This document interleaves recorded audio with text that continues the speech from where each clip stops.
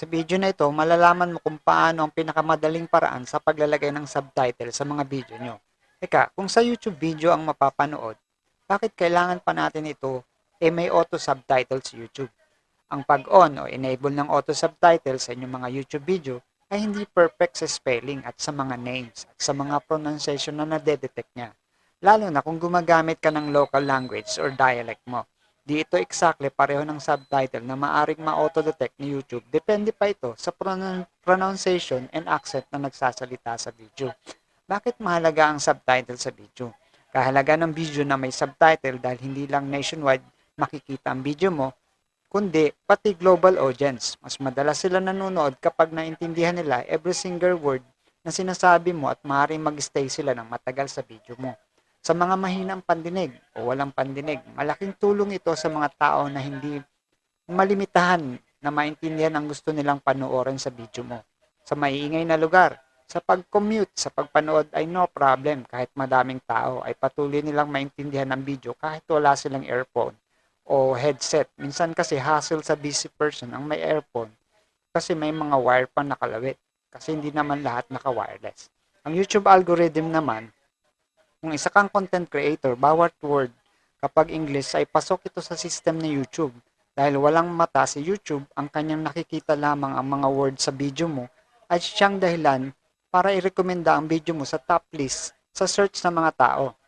Ito na ngayon na ang app na i-recommend ko o isang platform na magagawa ang pinakamadaling paraan sa pag-subtitle. Ilalagay ko ang link sa description ng video na ito.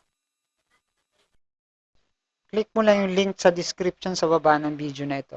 Papasok ka na dito sa subtitle B. Continue as welcome kung gagamitin mo yung pinaka-Facebook o kaya yung Google account mo.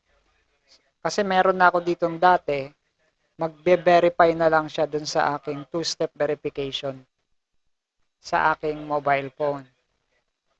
Ayan. Sa case nyo, dahil bago pa lang kayo, magsa-sign up kayo, automatic to kasi two-step verification. Sa case nyo, magla-login kayo dun sa, magsa-sign up ka pala kayo dun sa pinakababa nito. Ayan, ito, create one here. O, dito ka magka-create.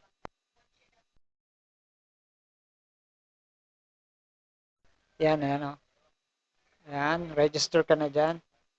Lagay mo lang dyan yung email mo, tsaka yung password. Ayan, lagay natin yung password natin. Sundan nyo lang po para hindi kayo mahirapan. Tsaka huwag kayo mag-skip ng video para masundan nyo. Pero madali lang po ito. Ayan, meron lang siyang random question dito. 3 plus 3, 6. Ayan, naka-sign up na tayo. Check natin sa ating email. Kasi meron siyang confirmation doon para ma-activate yung ating account. Login tayo sa ating Yahoo Mail.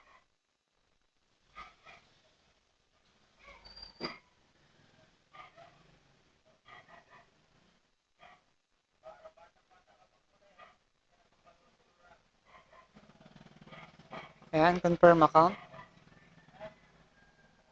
Ayan, type in na lang natin dito uli yung ating email na ginamit at password.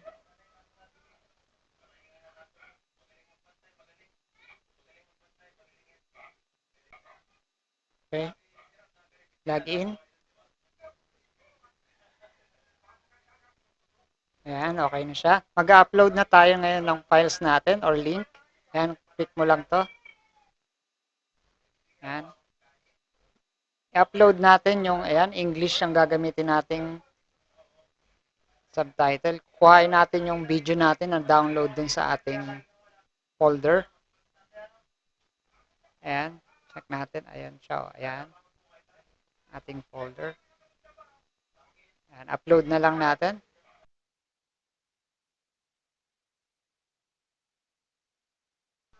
Ayan.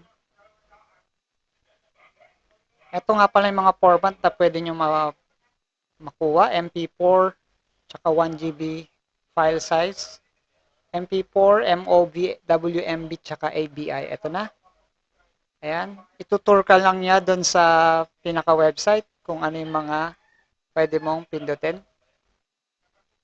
Ayan. Next mo lang yan.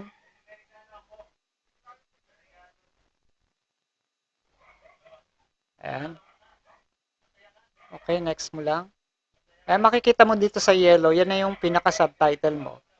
Pwede mo i-move yan. This video I will teach you step by step on how to pay and receive money using GCash QR code.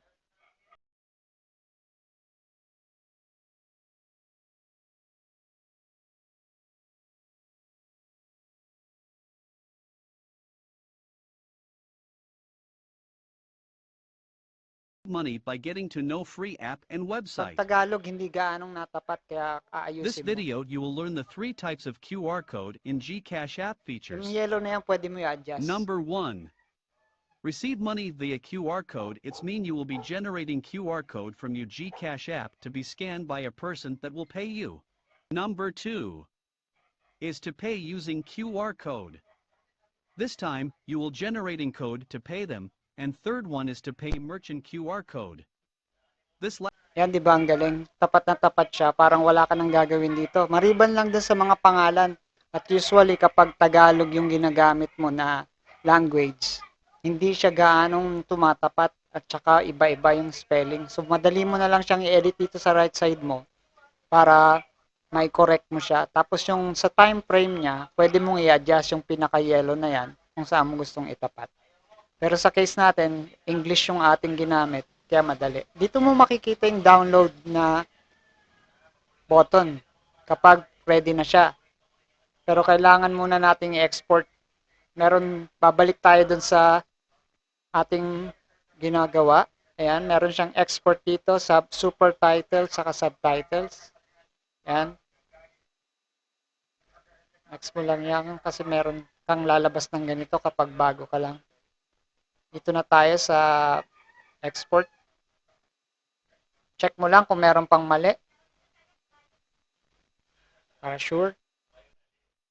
The merchant has its own deal with the help of Canva Pro channel. Yan. So please like and share and Hindi subscribe. ko na ganong tatagalan. Thank you and God bless and see you next time. Dito na lang. Bye. Dito na tayo sa export. Export. Yan. Yan. Yung format niya, MP4. Tapos kung sa ito, lagay mo naman dito yung project name. Lagay mo dyan yung project name. Type natin. Gcash na lang para mabilis. Tapos export sa baba. Yan. Export mo lang. Ayan yung pinaka-line na yan, yung pinaka-yellow, yun yung progress. Tapos may lalabas na rito. Yung sa download na to, ginagamit lang yan para sa premium account kasi kung gusto mong audio lang yung ma-download mo. Kung gamitin yung features na ito, kailangan yung bayaran yung subscription kung talagang kailangan nyo po. Kung audio lang yung ginagamit yung para makuha. Ayan, matatapos na yung yellow. Naka-basic lang account tayo. Yung ang lalabas dun sa ating download, merong watermark. Antayin natin, konting-konti na lang.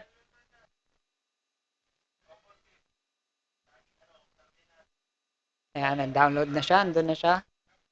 Open natin. Panoorin nyo para makita nyo kung paano accurate yung pagkakalagay-lagay niya dun sa video natin, yung ating subtitle. So, ito na siya. Please watch this. This video I will teach you step by step on how to pay and receive money using GCash QR code. Before we begin, I'm Mark, one of Noel IT staff. Welcome to Noel Out channel. Ayan, may mali lang siyang konti. This is the right place where you can know more about IT related stuff. Hindi natin napansin yun. How to earn money online, save money by getting to know free app and website. This video you will learn the 3 types of QR code in GCash app features. Number 1. Receive money via QR code. It's mean you will be generating QR code from your GCash app to be scanned by a person that will pay you. Number 2 is to pay using QR code. This time, Okay. you will generating code Tapat to na pay tapat. them, and third one is to pay merchant QR code. This last option is to scan store QR code to pay the store the item you want to purchase. Ayan, Receive galing money naman. via QR code. Open GCash app. Tap QR. let us select Receive Money via QR code. This is now the QR code you've just generated. Because this is your first time Shoutout nga generated pala your kay code, Parang you Ben. cannot Mukhang see this magagalit siya nickname. rito dahil ang Tap the subtitle ng pencil icon to edit na ganito details. ay parang mapapalitan yung trabaho Type niya. in your desired nickname you want to identify. Next is to type in the amount you need to receive. Tap Ayan, forward na natin. has its own the details. Way guys, I made this video with the help of Canva Pro, so if you want to know how I used it for free, I put the link above so you can watch the tutorial here, and you know what, your one subscription is a giant lift of motivation for me to continue this channel. So please like and share and subscribe. Thank you and God bless, and see you next time. Bye. Ayun, sinabi na lahat ni Mark. So, magpapaalam na lang ako sa inyo. See you next time na lang guys. Sana i-subscribe niyo yung ating channel para masupport niyo po at magpagpatuloy po tayo. Maraming salamat. Bye.